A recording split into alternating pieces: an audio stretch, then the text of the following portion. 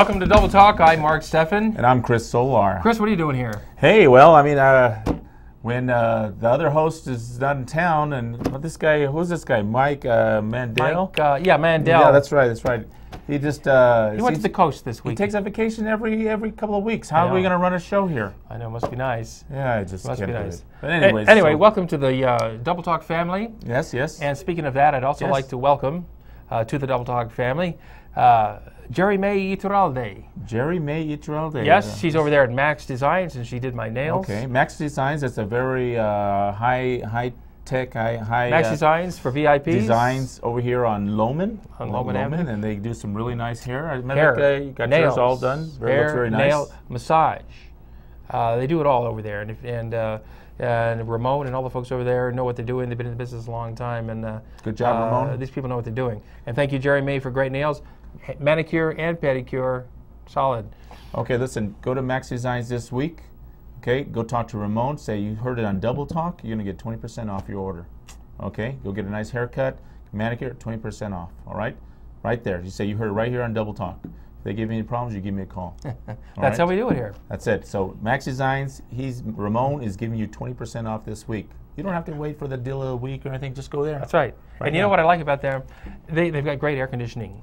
You go there in the afternoon, it's blazing hot outside. You go inside, it's nice and cool. Oh, a little spritzer they give you. Because it's so hot. Well, we're in the middle of a heat wave. Right, right. And the month of July was the hottest July on record in this country for all time. Okay, this is what he's saying. The hottest temperature in record. The hottest July ever.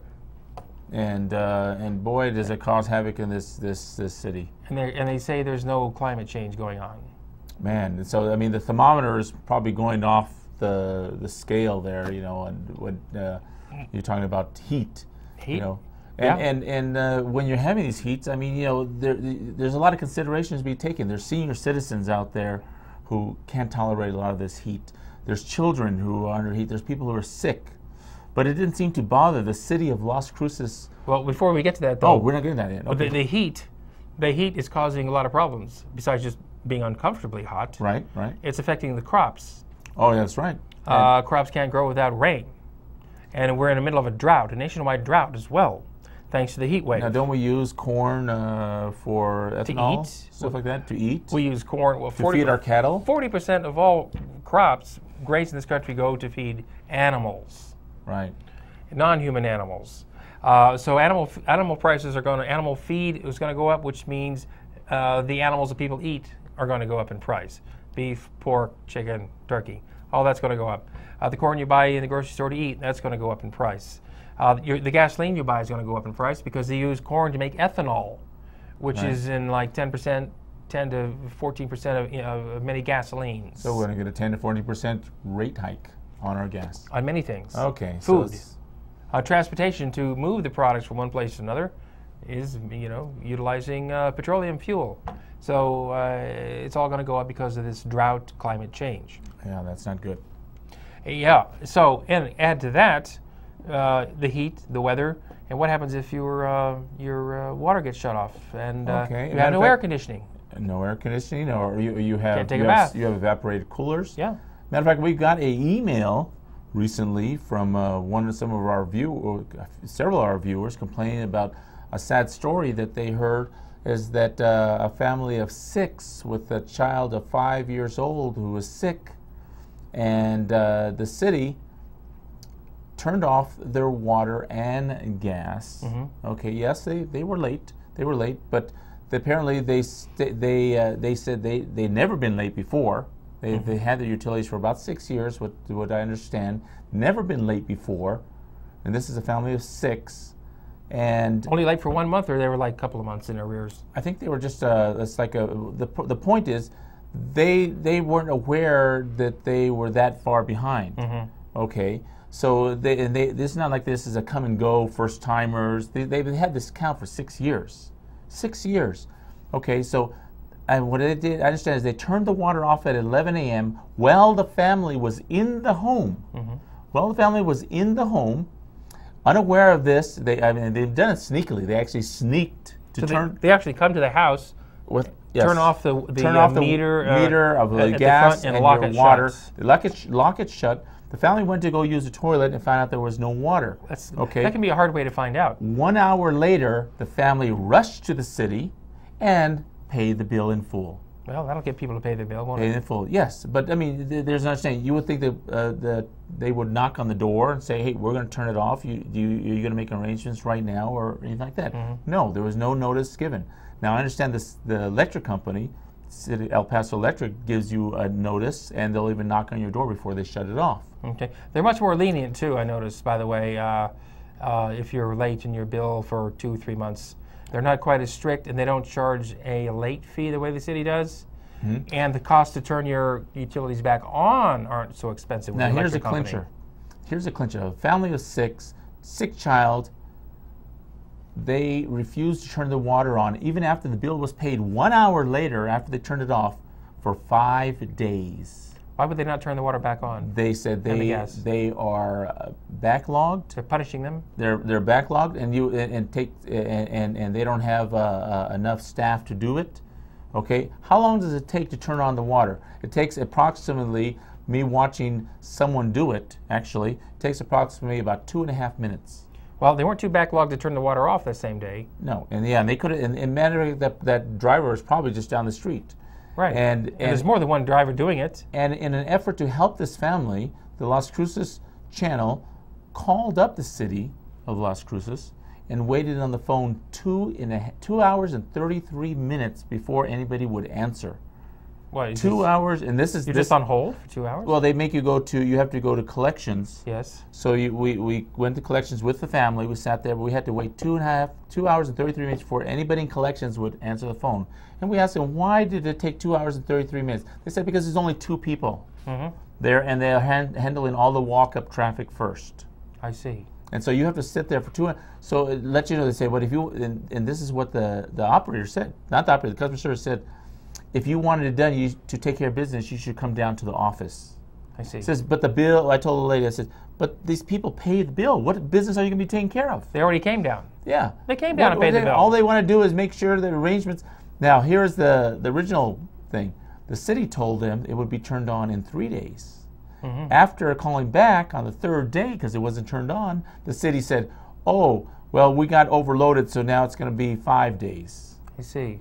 So you have to sit there with feces-filled toilets, no air conditioning, heat of 100-degree temperatures, no gas to cook anything, and this is a family in need. I think that's an emergency. They said, we will only turn it on if there is a health hazard. Well, I think that's a health hazard. I think toilet's full. Yes, toilet's full. So we went to the neighbors and asked them to loan them the hoses, and they brought them some buckets of water and stuff like that. Fortunately, they were able to make it through. Very frustrating, I could see. They no showers within 5 days. No showers. The city of Las Cruces, this is the our mayor, Ken, this is how he's operating the city and coordinate with him. I think he needs to get with them and find out what, there needs to be an investigation, because this is one case. Another case that we got an email from after we posted this out on Facebook was that they were at the utilities paying at that moment when their utilities got shut off, and they had to still wait another 4 days before they turned it back on. They were in the center paying. Someone had come to their home at the same time, and they crossed, I guess, in the path, and they turned it off. And there was no mercy from the city. Now, were they charged? Were they charged for those days that they weren't using the utilities? I don't know about that, about the bill, but I know that the city has a very, they have an issue about turning the waters back on.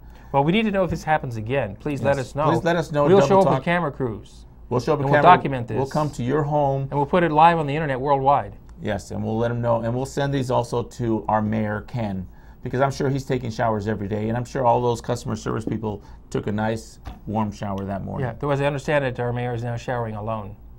Yes, unfortunately I heard about his separation. Yes. He is getting, is it a divorce? He's getting divorced, yes. He's getting divorced. See, this is another issue. You have to be careful, because politicians, they're out there willing and dealing, and they see a lot of people, get with a lot of people, and dancing and going along. Well, I'm not one to pass judgment.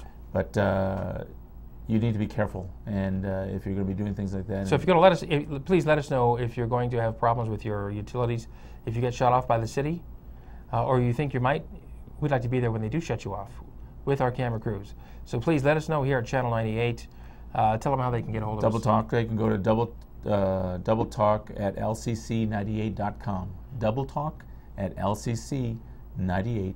.com, and we'll see what we can do to help our viewers out there. Yes, we'll go out there with cameras, and this time we're going to make let people know what the city is doing. It's unfair. I mean, if it was a elderly person, they would make no difference. People could die, and the city would be liable for millions of dollars. They don't think so. Now, if you're lucky enough to have your gas still working, and you could have a problem with, say, a gas leak. Maybe the gas is leaking.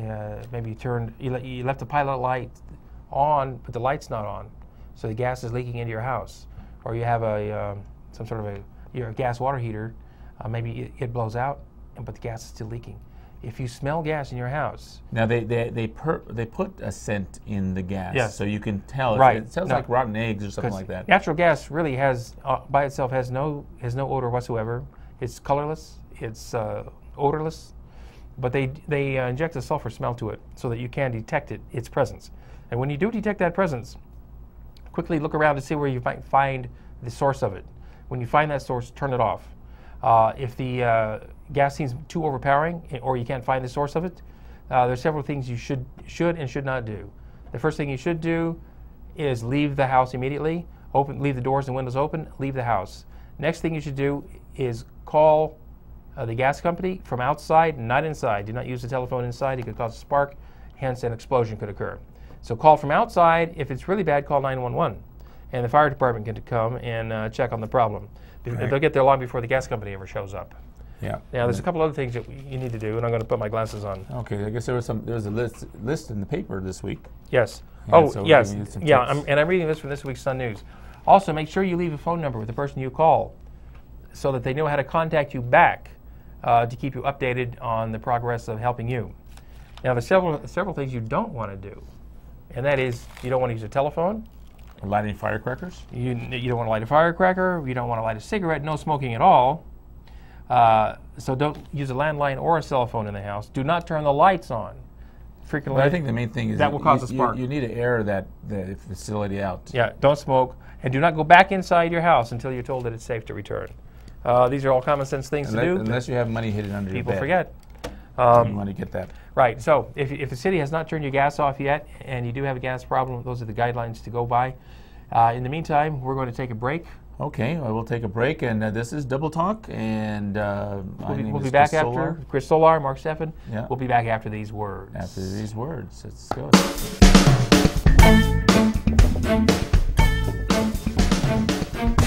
No. You just hit pause button.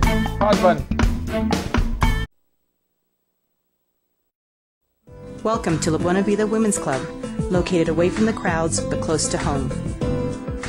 Come in throughout the day for Jazzercise, the world's dance fitness leader for nearly 40 years. Treat yourself to a relaxing massage, or unwind in the lounge area or outside on the balcony with friends. La Buena Vida Women's Club, located and designed with women in mind. For information, call Diane at 650-9721.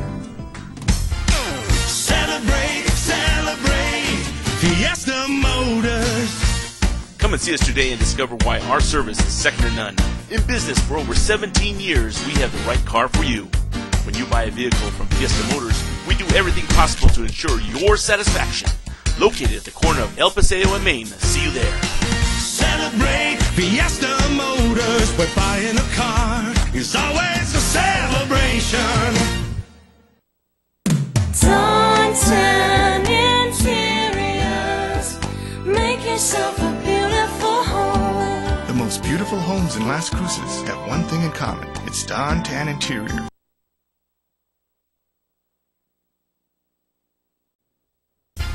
Celebrate Fiesta Motors. Come and see us today and discover why our service is second to none. In business for over 17 years, we have the right car for you.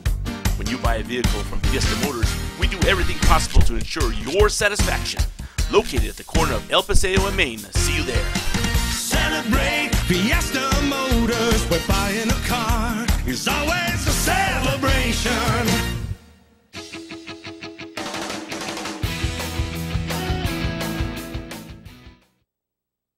Weather. Right, right. I wonder what the air conditioning is like down in the county jail. I don't know, but it must be hot. I mean, matter of fact, since we've had such a hot season, I mean, it's been so hot out there that I've seen birds blowing on their worms to cool them down. Yeah, right. You know. The worm is too hot to eat. Yeah. Well, you know, over in Arizona. I even saw a funeral last week. They pulled into a Dairy Queen on the procession before they got to they went to Dairy Queen. Could happen. Well, you know, over in Arizona, Sheriff Joe Arpaio, Right. He puts his prisoners outside in tents. No air conditioning. Is this in Arizona? In Arizona. This is the one with the pink. Yeah, they have to wear the ones? pink jumpsuits. Yeah. No air conditioning, and they're 114 degrees out there. Okay, well, it serves them right. He says they're not. Well, some of these people are innocent until proven guilty. I thought why are they in jail then? They were arrested. They don't have money for bail. Okay, poor folks. Yes. Now, here in our jail, there's all kinds of crazy things going on. Yeah, I've heard about it really. Well, you know, they arrested one fellow, Mr. Salcedo, for suspicion of drug trafficking. Oh, drug trafficking. Yeah, and they took him down to the jail where they made him strip. They were going to perform a body cavity search to make sure he wasn't sneaking anything or carrying anything upon his nice within his person. Yeah. And turned out he had a baggie of cocaine up his rectum that he had secreted there. And so before they could remove it, he grabbed it, threw it in his mouth, and tried to swallow it. At which time he choked on it, choked so badly, I guess it went down the wrong pipe. Yeah, that he choked to death. And by the time they got him to the plastic hospital, bag in his throat. By the time they got him to the hospital and removed it, the man had died. So here's a fellow that thought that was more important than his life. Yeah, at least he wanted to save it for later. Yes, well, yeah, he did a lot later. Yeah. Now I wonder if once they go to bury them, do they take it out? No, that's evidence. That's evidence. And you mean if they find a body and it's in there? Yeah. That nobody knew it was there? See, well, then the mortician can have a good time with those drugs. Right. I don't know. Because see, they're going to take it out. Anyways. And they probably put it back on the market. You know. But anyways, poor guy had to die because he was a drug trafficker or dealer or a user. Wow. Well. Must have been trying to sneak something because it was up wrong. It was up where the sun doesn't shine. It wasn't where it belongs, and he wound up where it doesn't belong either. So that's too bad.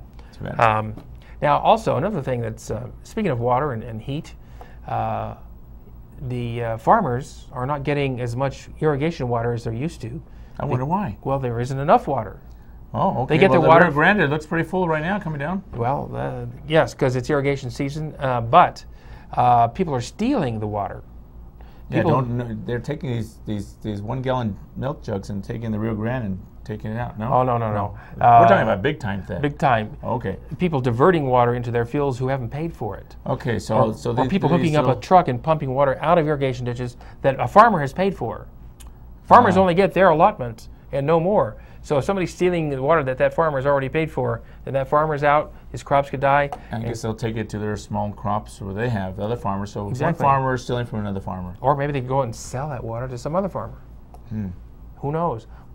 That's how valuable water has become here in the desert Southwest. You know, Caballo Lake now is just a wide spot in the river. You can walk across it. Wow. Elephant Butte, it's down lower than... Well, there's a town there that's the lake covered up when they built the dam. Well, you can see the whole town is exposed. The hospital is there that used to be covered up with water, and the vehicles are down in there and everything. Wow. So I guess you can't do boating in there right now. You only in certain areas. The area for boating and water sports is much more confined now than it used to be because of the drought. We didn't have the snowpack this year. We're in a drought. That's right. Yes. So drink a lot of water. That's drink a one lot thing. of water. Drink water. We do have enough water to drink and to flush, but we don't have water to waste on our lawns, really. If you're going to wash your car, don't wash it in the driveway. Park it on your grass, wash it there. That way the water goes on the lawn and not down the drain. Right. Or do it in the backyard where no one can see. Common sense things. Well, why waste the water? One day we may not have the water to waste. Also talking about a big waste, I'm sorry to say that one of the great basketball stars of Oñate High School and New Mexico State has died, unfortunately, at the age of 31. Kelsey Crooks, who was he was the best player that Oñate's probably ever seen. He was doing really well. He got a job. He's working. Yeah, 4 years at NMSU basketball varsity. Yes. Went to the Aggies. Went to the Aggies, got his engineering degree, went to work for Alcoa in Arizona, and he was exposed to a lot of chemicals and some kind of powder or mercury or what is it? Mercury, aluminum dust. But you would think they would have these special suits for them. You would, yes. You think OSHA would that's have requirements. Common sense. And well, he may have been told, "Oh, there's no danger here," as is frequently the case. People with asbestos plants too. Oh yes, they did. People exposed to nuclear atomic explosions, and so anyway, he started coming down with symptoms they thought was multiple sclerosis. He was misdiagnosed for the longest time, and so sadly, after his death, he was autopsied, and it's going to take a month or two for the chemical diagnosis. To see what he actually did die of. But I'm sorry to say, I know his father, Jack Crooks. Condolences. He's a very nice man. Condolences to the family and Jack to you. And it's just something that's sad. I just wanted to mention it. Yeah. Well, companies need to take a direct approach at their facilities, what they're doing, even small manufacturing plants. It sounds like an Aaron Brockovich type of story to me. Sure does. Right there. Now, you like to eat out. Oh sure, yes, love to eat out. A lot of nice restaurants here in the town in Mesilla. A lot of mediocre restaurants too, I'm afraid. You know, one of the problems I have with restaurants in Las Cruces, there's no consistency. You go in there one day, the service is fine, the food is great. You go back the next day, the food's so-so. Maybe there's a different cook. The waitress is different, and the service is terrible. Right. Well, in this town, what I've noticed is that we have a big issue with waiters and waitresses, and the issue that we have is that they're just bad. That's the bottom line. They're just bad. No training. No service. No training. Yeah. The manager or owner may hire them. Take a look at this picture. What's wrong with this picture there? Reach in front. Hey, let me get there. Move your face out of my way. I'm trying to get look at the food. Check your food out for you. You know, the problem is in this town. Let me give you some examples of restaurant service. This is in this town. This is not another town. This is this town. Yeah. Okay, people come down to sit down and have an enchilada dinner. Okay, they order some water. They order water, and the enchiladas come in. And this restaurant is known for good enchiladas, and they come there with very hot enchiladas. So they got chips in there and salsa. They're eating that, and all of a sudden, the waitress comes back after seeing their glasses that are empty and says, "Excuse me, would you like some more water?" This is what the face looks like when his face is all red and sweaty. It's things like that. There's stupidity like that. Serving food and not bringing your condiments with it. Yes. You know, these are crazy items. Why would you even ask?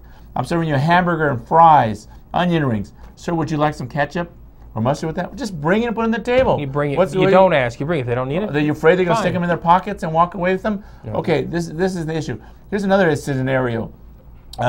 People at a table. Yeah, actually, it was a scenario with me. People at a table. I said, "Could I have some butter for these pancakes?" They came with no butter. The waitress looks at me and like, I got to do some work. Okay, walks the other direction, cleans 2 tables, then goes into the back and gets the butter and brings it out. And I don't even know if she washed her hands. I guess she showed you. Yeah, and she came out there and here's the butter. So I sat there watching her clean 2 tables. While your pancakes get cold. While my pancakes getting cold. And what kind of service is that? Bad service. You know, I mean, in competition. I mean, we just talk about let's say pancake places. You can get pancakes at a couple of different places in the same town. You know, IHOP, Denny's. But without mentioning the names, that you go to one place and your pancakes are huge. You know, and they're a good size. Matter, you get all you can eat at Denny's for $4, and the pancakes are this big. They're that big. They're bigger than your hand. Yeah. Okay. You go to other places, and their pancakes are about that size. Silver dollar. About that size, and they charge you $8. $8 for the 4 or 5 pancakes. 4 or 5 little tiny pancakes. And it's just not worth it. And they're a known pancake place that serves pancakes. They were specialized to give you nice, good order. Well, how can Denny's give you? Look at this little thing. Is that worth $8 right there? You must get something else besides that. Maybe a little couple strips of bacon, you know. But the same thing. That's $2 a pancake.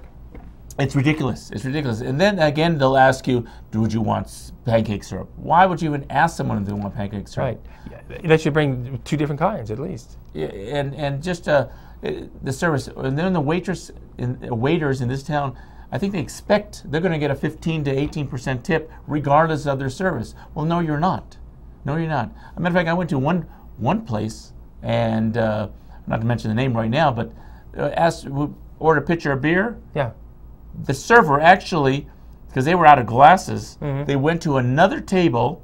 They got the glasses off that table, took it. We saw them walk to the back of the room, come back, serve us those same 2 glasses, okay, and the pitcher of beer.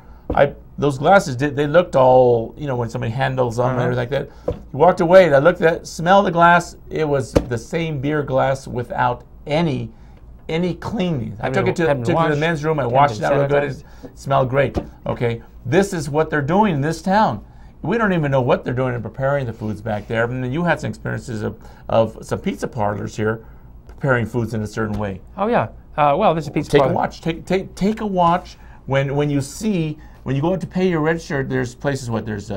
There's Domino's. There's Little Caesars. There's what's the other one?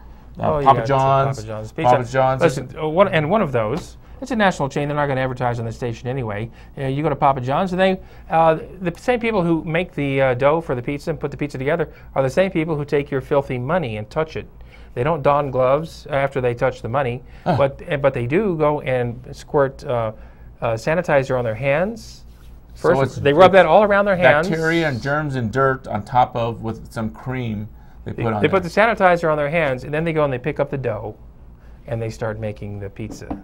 Yeah. So the sanitizer goes in the pizza with all the germs that have been sanitized. So that's why I'll never eat at Papa John's. If the waitress is no good, waiter's no good, don't tip them. 0 tip. If they ask you why, then you can tell them why. They should give you top service, top service. If they don't like it, get out of the business. That's well, of course you should, because the waiters are only getting $2.30 an hour. Well, that's all they're going to get, $2.30 an hour, because you're not going to get 1 penny more from anybody. Don't be a little Las Cruces that has to be pushed around like that. You're not that kind of people out there. All right, we're just about out of time. We got anything else to cover right now? Well, Rodney Carrington is going to be here Wednesday at Graham's. Whoa, he's a good comedian. Yeah, yes. Well-known comedian, national comic, and he'll be there Wednesday night. They're going to be doing. I got a picture of him, and he's going to be doing a documentary film about his tour. So you might even be on camera when you go there to see Rodney Carrington. And also today.